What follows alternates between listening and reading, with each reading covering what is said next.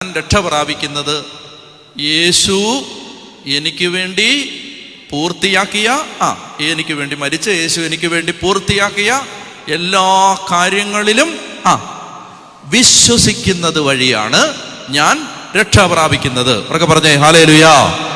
ഉച്ചത്തി പറഞ്ഞേ ഹല്ലേലൂയ. അപ്പൊ ഞാൻ 100-100 എത്തുന്ന എങ്ങനെയാണ്?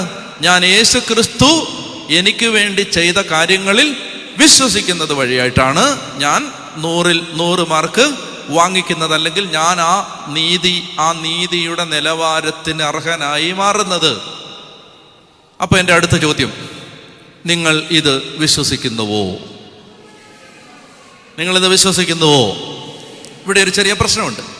ഒത്തിരി ആളുകൾക്ക് രക്ഷ അനുഭവിക്കാൻ പറ്റാത്തത്, ഒരുപാട് ആളുകൾക്ക് രക്ഷ അനുഭവിക്കാൻ പറ്റാത്തതിൻ്റെ കാരണം അവർക്കിതെല്ലാം ബുദ്ധിയിൽ അറിയാം. വേദപാഠത്തിലെല്ലാം